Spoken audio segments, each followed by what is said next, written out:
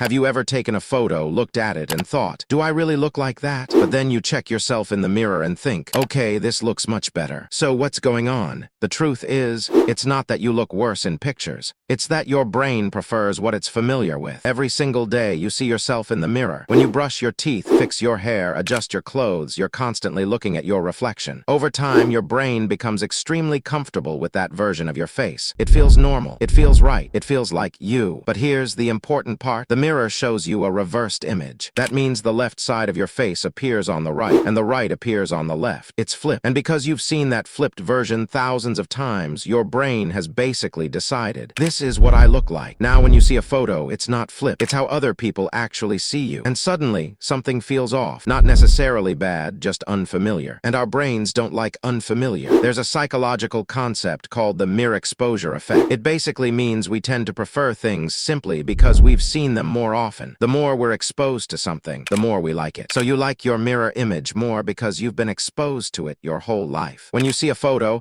your brain compares it to the mirror version it's used to, and because it's different, it feels wrong. But different doesn't mean unattractive. It just means new. In fact, here's something interesting. Other people don't think you look weird in photos because that's the version they see every day. To them, that's your normal face. So the next time you look at a picture and think you look worse than in the mirror, remember, it's not reality versus beauty. It's familiarity versus unfamiliarity. And your brain just needs time to adjust. But there's something even deeper happening. When you look in the mirror, you're not just passively observing yourself, you're controlling what you see. You adjust your posture. You tilt your head slightly. You soften your expression. You choose the angle that feels most flattering, and you do all of this automatically. In other words, the mirror is interactive. A photo isn't. A camera captures a single frozen moment, maybe mid-blink, mid-word, or mid-expression. And that one split second might not represent how you usually look when you're talking, smiling, or moving naturally. In real life, people don't see you as a still image. They see you in motion. They see your expressions change.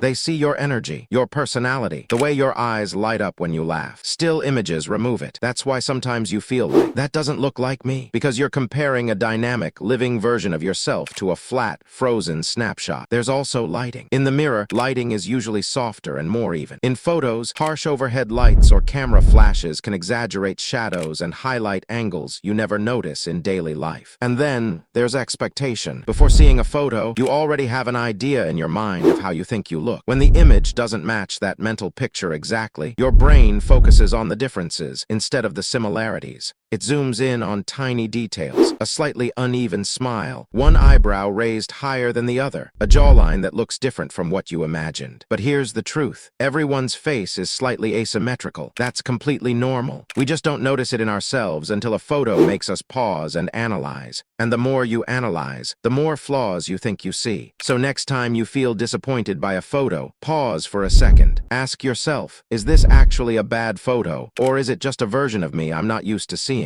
Because most of the time, it's not that you look worse in pictures. It's that you're seeing yourself the way the world already does.